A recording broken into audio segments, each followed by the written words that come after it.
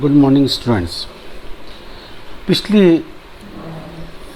Lecture के अंदर आप लोगों को प्रॉस्पेक्टस की प्रारंभिक जानकारी, प्रॉस्पेक्टस किस प्रकार से निर्मित किया जाता है, प्रॉस्पेक्टस की विषय वस्तु क्या होती है, इन विभिन्न बातों के बारे में आप लोगों को पढ़ाया गया था। आज अपन डिस्कस करेंगे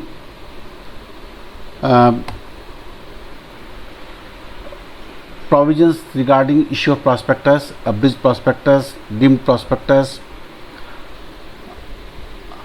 इनसे संबंधित बातों के बारे में आज आप लोगों को डिस्कस किया जाएगा। Provision regarding issue of prospectus.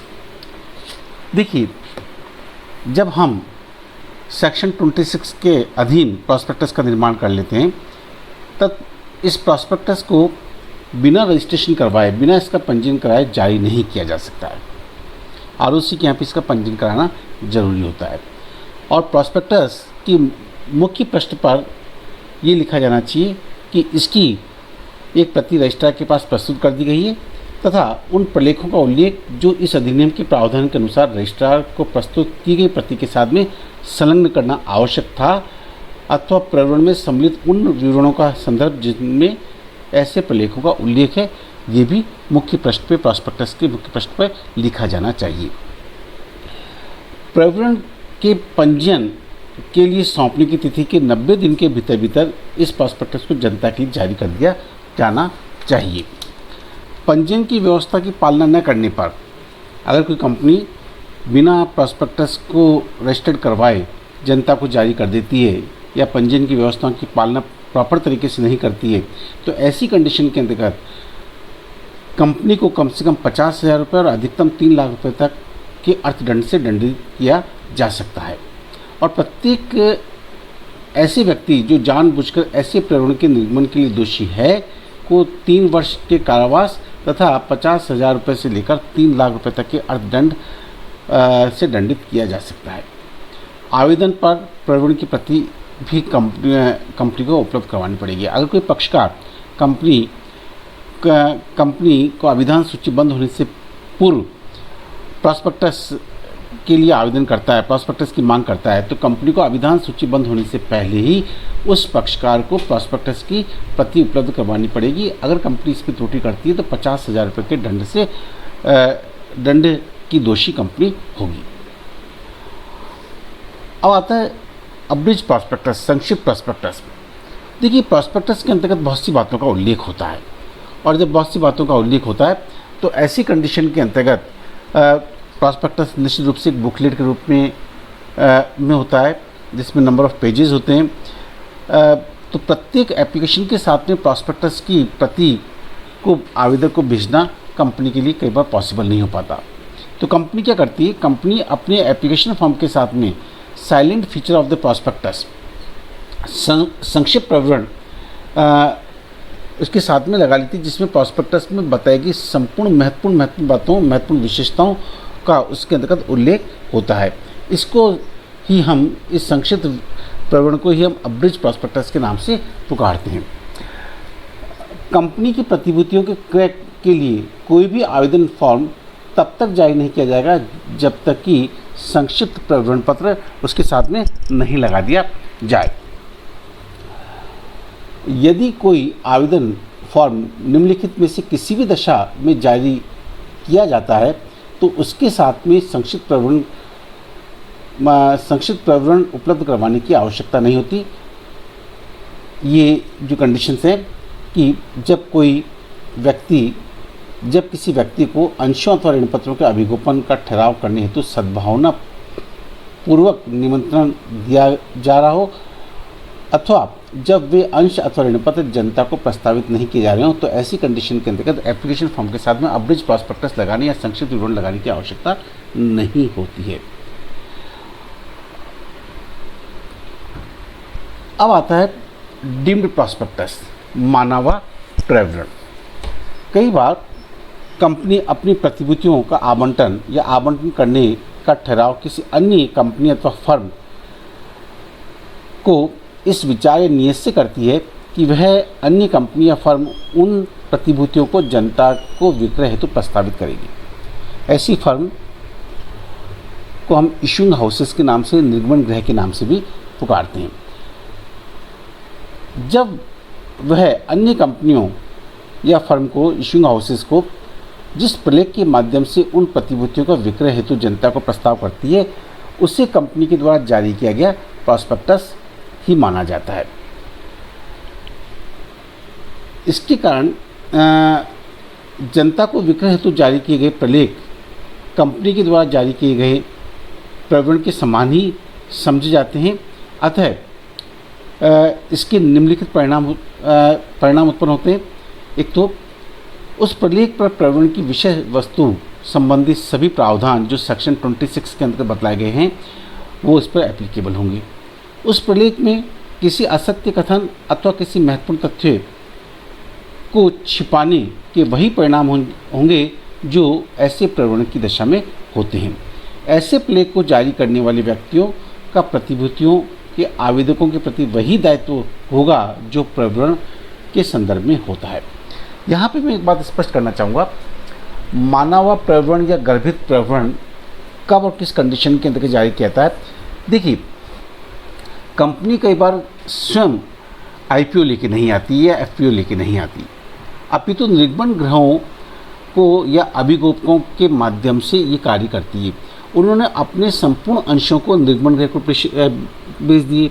तो निर्गमन गृहों के द्वारा जिन प्रलेखों के माध्यम से ये इन अंशों का पुनः विक्रय किया जाता है, तो वह प्रलेख, जिन प्रलेखों के माध्यम से पुनः विक्रय कर रहे हैं, वह प्रलेख यहाँ पर डीम्ड प्रॉस्पेक्टस की श्रेणी माने जाएंगे। और डीम्ड प्रॉस्पेक्टस के ऊपर भी वही प्रोविजंस लागू होते हैं जो प्रॉस्पेक्टस के संदर्भ में लागू होते हैं। अर्थात समस्त तथ्यों की सूचना इस पर दी जानी चाहिए, कोई भी तथ्य गलत तरीके से प्रस्तुत नहीं किया जाना चाहिए, कोई भी असत्य कथन नहीं लिखा जाना चाहिए, अन्यथा कंपनी के ऊपर एवं कंपनी के प्रत्येक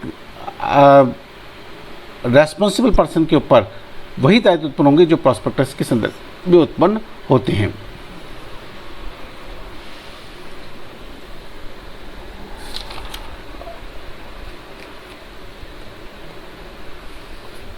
सदस्यों के द्वारा अंशों के विक्रय हेतु प्रस्ताव। देखिए, कभी कभी कंपनी के कुछ सदस्य कंपनी में अपने द्वारा ग्रहण किए गए सभी अथवा कुछ अंश जनता को बेचने का प्रस्ताव करते हैं। उन्हें भी ऐसा विक्रय हेतु प्रस्ताव निर्धारित की गई रीति के अनुरूप ही करना पड़ता है, जिसके बारे में अभी आपको डीम्ड प्रॉस्पेक्टस के अंतर्गत बतलाया गया था। विक्रय हेतु प्रस्ताव को प्रविवरण ही माना जाएगा। उसमें कुछ बातों का उल्लेख नहीं होता, न्यूनतम विधान संबंधी प्रावधान का उल्लेख नहीं होता, न्यूनतम आवेदन राशि के प्रावधान का उल्लेख नहीं होता, अप्रयुक्त राशि के संदर्भ में संचालकों द्वारा प्रविवरण देने संबंधी प्रावधान का उल्लेख नहीं होता एवं किसी प्रावधान या सूचना का जिसे प्रस्तावक द्वारा एकत्र या संपादित नहीं किया जा सकता है। इस हेतु प्रस्तावक को ऐसे प्रावधान का उल्लेख या पालन नहीं करने की औचित्य का विवरण देना होता है। सभी कार्रवाई करने का कंपनी को अधिकार इसके संदर्भ में प्राप्त होगा और व्ययों का भार वहन करने वाले व्यक्ति के नाम का इसमें प्रकटीकरण करेगा कि इसमें संपूर्ण व्यय किसके द्वारा वहन किए जा रहे हैं। ये था offer for sale of the shares by the members. अब मैं आप लोगों को सेक्शन 31 और 32 में बतलाई गई शेयर प्रॉस्पेक्टस और डेड हीरिंग प्रॉस्पेक्टस के बारे में एक्सप्लेन करूँगा।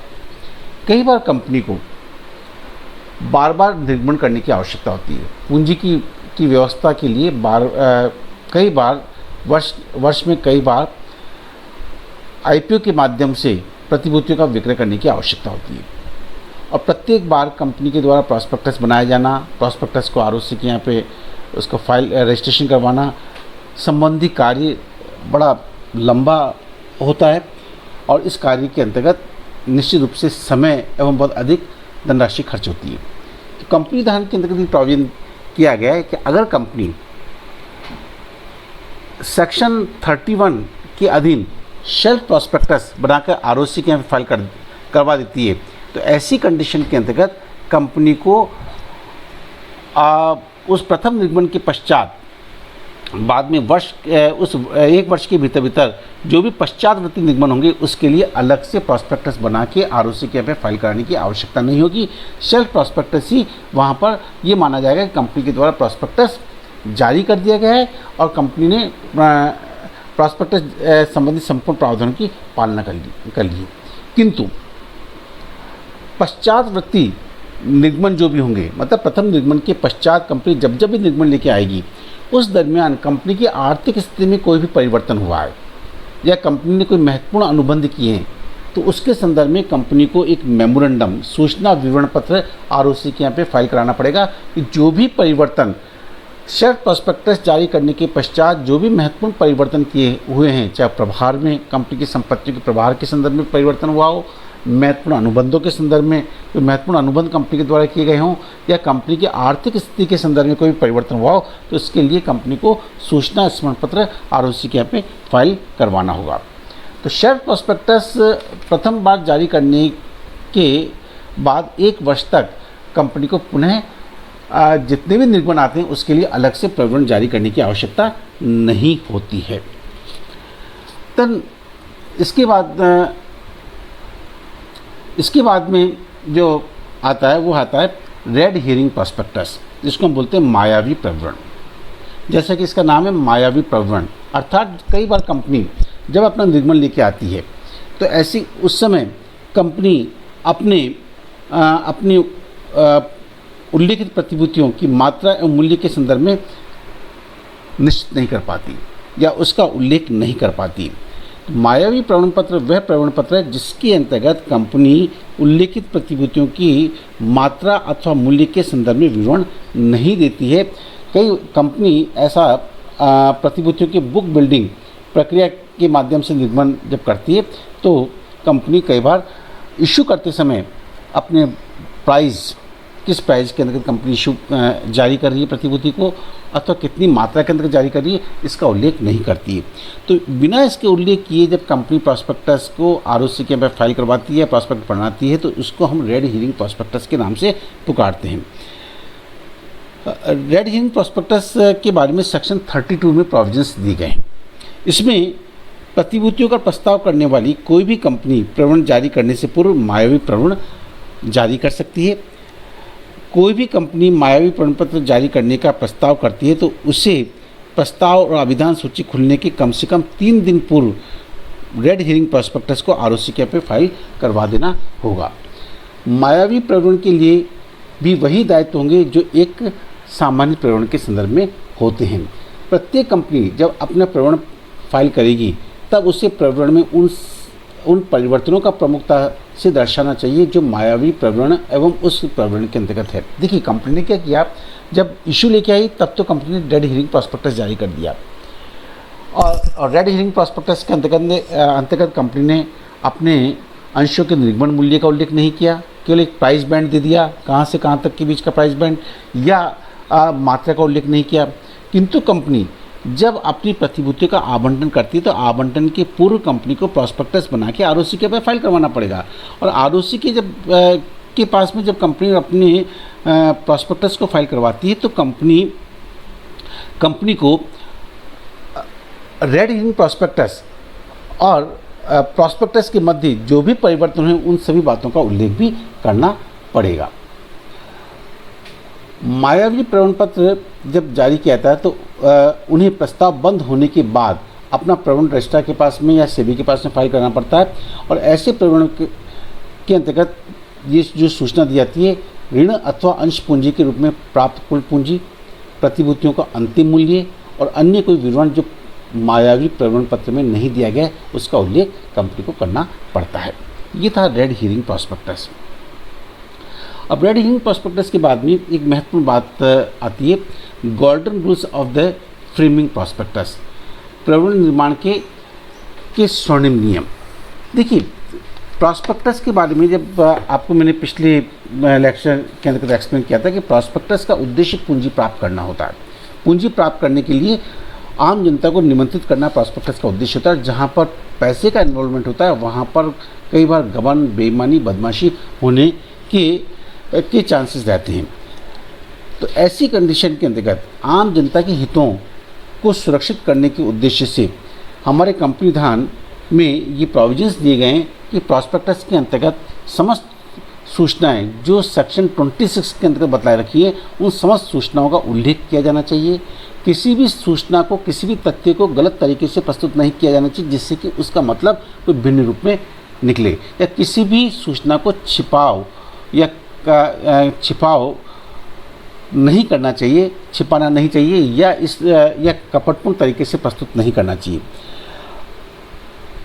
अगर कंपनी ऐसा करती है तो ऐसी कंडीशन के अंतर्गत कंपनी एवं प्रत्येक दोषी पक्षकार के संदर्भ में यहाँ पर सिविल एवं क्रिमिनल लायबिलिटी उत्पन्न होती है, जिसके बारे में भी मैं आप लोगों को एक्सप्लेन करूँगा। प्रवण निर्माण के संदर्भ में समस्त बातें प्रॉपर तरीके से हो, इसी को हम कहते हैं गोल्डन रूल्स के नाम से, या प्रवण की रचना के संबंध में स्वर्णिम सिद्धांत के नाम से पुकारते हैं। इस संदर्भ में न्यायाधीश वीसी किंसली ने एक निर्णय देते समय लिखा कि वे व्यक्ति जो प्रवण का निर्माण करते हैं प्रस्तावित कंपनी में अंशों के क्रेताओं को कंपनी से होने वाले लाभ की जानकारी देते हैं तथा प्रवण में उल्लेखित तथ्यों के आधार पर जनता को अंशों अथवा ऋणपत्रों के क्रय का प्रस्ताव आमंत्रित करते हैं, नियमनिष्ठ होते हैं तथा यथार्थता के साथ प्रत्येक बात का उल्लेख करने के लिए वो बाध्य भी होते हैं। उन्हें न केवल असत्य को सत्य दिखाने से बचना चाहिए, वरन उन्हें अपनी जानकारी के किसी भी ऐसे तथ्य को नहीं छोड़ना चाहिए जिसकी वजह से किसी भी प्रकार से उन अधिकारों अथवा लाभों के स्वभाव, सीमा और किस्म पर प्रभाव पड़ सके। इसी को न्यायाधीश वीसी पेजवुड ने किंसली के इसी कथन को स्वर्णिम नियम के नाम से पुकारा, अर्थात सभी बातों का उल्लेख प्रॉपर तरीके से होना चाहिए। अगर प्रॉस्पेक्टस के अंतर्गत मिस स्टेटमेंट या असत्य कथन या कपटपूर्ण विवरण लिखा जाता है तो ऐसी कंडीशन के अंतर्गत दो प्रकार के अधिकार पीड़ित पक्षकार को प्राप्त होते हैं। अंशधारी को दो प्रकार के अधिकार प्राप्त होते हैं, एक अधिकार कंपनी के विरुद्ध होता है और दूसरा अधिकार संचालक के विरुद्ध होता है। कंपनी के विरुद्ध जो अधिकार है वो अधिकार है कि ऐसा व्यक्ति जो पीड़ित पक्षकार है जिसने कंपनी के प्रॉस्पेक्टस में लिखित बातों पर विश्वास करके कंपनी की प्रतिभूतियों के क्रय करने के लिए आवेदन किया और कंपनी के द्वारा उसको प्रतिभूतियों का आवंटन कर दिया गया, तो उसे यहाँ पर अपने अंशों के संदर्भ में जो अनुबंध है उस अनुबंध का परित्याग करने का अधिकार प्राप्त होता है। ये अधिकार कंपनी के विरुद्ध अधिकार है, अर्थात वो अनुबंध का निरस्तीकरण कर सकता है, वो कंपनी के साथ हुई इस अनुबंध को निरस्त कर सकता है। किंतु इस अधिकार के संदर्भ में ये बात तभी होगी जबकि प्रवण कंपनी के द्वारा, कंपनी की ओर से किसी व्यक्ति के द्वारा निर्मित किया गया हो। प्रवण में दिया गया कथन या विवरण असत्य होना चाहिए और उसमें दिए गए कथन और विवरण में किसी बात को छिपाने का प्रयास किया गया हो। असत्य कथन या छिपाव किसी महत्वपूर्ण तथ्य के संदर्भ में होना चाहिए। अभिदाता के प्रवरण में असत्य कथन पर विश्वास करके ही या उस कथन से प्रेरित होकर ही उसने प्रतिभूतियों के अभिधान का निर्णय किया, यह आवश्यक होना चाहिए। अनुबंध के निरस्तीकरण का हक केवल मूल अभिदाता या आवंटी को ही होगा। अगर उसने मान लीजिए अपने अंशों को किसी तीसरे पक्षकार को बेच दिया है तो तीसरे पक्षकार को यह अधिकार प्राप्त नहीं होगा कि वह अपने अनुबंध का निरस्तीकरण कर सके। अनुबंध के निरस्तीकरण के अधिकार का उपयोग उचित समय के भीतर कर लिया जाना चाहिए। कुछ कंडीशन के अंतर्गत पीड़ित पक्षकार इस अधिकार से वंचित हो जाता है। कब होगा वो वंचित? यदि वह उस अनुबंध का अनुमोदन करता है अथवा उसने मौन स्वीकृति के द्वारा मालूम पड़ने के पश्चात भी कि उसके साथ में असत्य कथन कंपनी के द्वारा किया गया है या कपटपूर्ण विवरण का उल्लेख करते हुए उसको प्रतिभूतियों का आवंटन किया गया है, फिर भी वो मौन स्वीकृति प्रदान कर देता है, तो ऐसी कंडीशन के अंतर्गत फिर वह अनुबंध निरस्तीकरण के अधिकार को खो देगा। यदि अभिदाता असत्य कथन की जानकारी होने के बाद भी उचित समय के भीतर अनुबंध का निरस्तीकरण की कार्रवाई नहीं करता है, यदि अभिदाता के द्वारा अनुबंध के निरस्तीकरण के अधिकार के उपयोग के पूर्व ही कंपनी का समापन की प्रक्रिया शुरू हो जाती है। यदि अनुबंध के पक्षकारों को पूर्व स्थिति में अब पहुंचना या पुनः स्थापित करना असंभव हो गया हो और यदि प्रकरण में वर्णित असत्य कथन कानून से संबंधित है तो ऐसी कंडीशन के अंतर्गत वो अपने अनुबंध निरस्तीकरण के अधिकार को खो देगा। दूसरा अधिकार कंपनी के विरुद्ध पीड़ित पक्षकार को प्राप्त होता है क्षतिपूर्ति का। पीड़ित अभिदाता कंपनी से जब अनुबंध का निरस्तीकरण कर लेता है, तत्पश्चात उसको जो भी हानि हुई है उस हानि की भरपाई वो कंपनी से प्राप्त करने का अधिकारी होगा। क्षतिपूर्ति का मतलब क्षति की पूर्ति। क्षतिपूर्ति किसी प्रकार का इनाम नहीं होता। ये वास्तव में प्रतिभूति धारक को जो नुकसान हुआ उस नुकसान की भरपाई कंपनी के द्वारा की जाएगी। और ऐसा नुकसान क्यों हुआ? क्योंकि प्रवरण के अंतर्गत भ्रामक या असत्य कथन का उल्लेख किया गया है या किसी तथ्य को जानबूझ के छुपाया गया है, तो ऐसी कंडीशन के अंतर्गत वह क्षतिपूर्ति प्राप्त करने का अधिकार कंपनी के विरुद्ध प्राप्त कर सकता है। तो ये कंपनी के विरुद्ध दो प्रकार के अधिकार पीड़ित पक्षकार को प्राप्त होते हैं।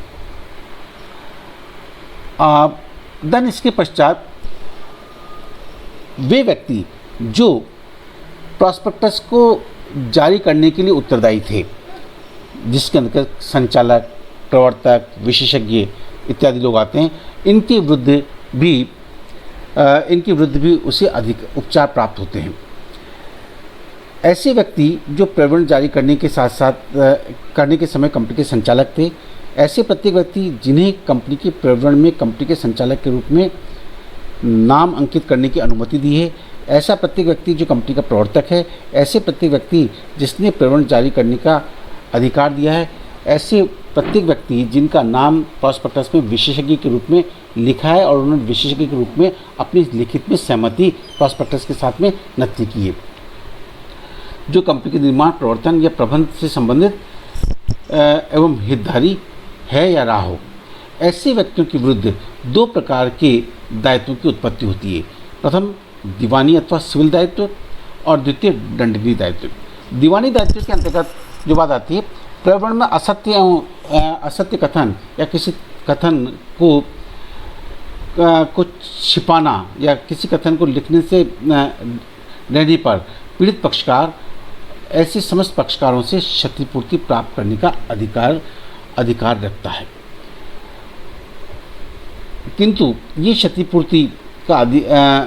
ऐसी क्षतिपूर्ति का दावा करने के लिए अभिदाता को निम्नलिखित तथ्य सिद्ध करने पड़ेंगे। उसने उस असत्य भ्रामक प्रवरण पर विश्वास करके ही प्रतिभूतियों का अभिधान किया हो और किया था, उसे ऐसे अभिधान के कारण ऐसी क्षति या हानि उठानी पड़ी है। ये सिद्ध करने पर वह पीड़ित पक्षकार इन सभी जो कि प्रॉस्पेक्टस जारी करने के उत्तरदायी पक्षकार थे उनसे क्षतिपूर्ति प्राप्त कर सकता है। अगर प्रॉस्पेक्टस के अंतर्गत कपटपूर्ण विवरण दिया गया है तो ऐसी कंडीशन के अंतर्गत प्रॉस्पेक्टस को जारी करने वाले ये समस्त पक्षकार, संचालक, प्रवर्तक, विशेषज्ञ इत्यादि के ऊपर असीमित व्यक्तिगत दायित्व की उत्पत्ति होती है। अर्थात इनका दायित्व असीमित है। सभी जो भी पीड़ित पक्षकार हैं उनके प्रति इनका दायित्व बना रहेगा। कंपनी का वहाँ पर दायित्व न के ऐसे पक्षकारों का व्यक्तिगत दायित्व उत्पन्न हो जाएगा। दूसरा होता है ऐसे पक्षकारों के ऊपर दंडनीय दायित्व है, क्रिमिनल लायबिलिटी। प्रवरण में असत्य कथन होने पर यहाँ पर सेक्शन 447 के अंतर्गत क्रिमिनल लायबिलिटी के बारे में नियम दिया गया है। कपट के लिए दोषी अगर कोई व्यक्ति पाया जाता है तो उसे कम से कम 6 महीने और अधिकतम 10 वर्ष के कठोर कारावास की सज़ा से दंडित किया जा सकता है तथा इसके अलावा उसे कम से कम कपट में निहित राशि से अधिकतम कपट की राशि के 3 गुनी राशि तक का अर्थदंड से दंडित भी किया जा सकता है। यदि कपट में सार्वजनिक हित का प्रश्न निहित है तो कारावास की सज़ा 3 वर्ष से कम की नहीं होगी। तो ये दायित्व उत्पन्न होते हैं अगर प्रॉस्पेक्टस के अंतर्गत मिथ्या वर्णन, असत्य कथन या किसी कथन को जानबूझ के छिपाना या कपट करने किया जाता है। तो यहाँ पर नागरिक एवं नागरिक मतलब दीवानी सिविल लाइबिलिटी और दूसरी क्रिमिनल लाइबिलिटी उत्पन्न दोषी पक्षकारों के ऊपर होती है। तो छात्रों, ये जानकारी आपको प्रॉस्पेक्टस के संदर्भ में दी गई थी। Thank you.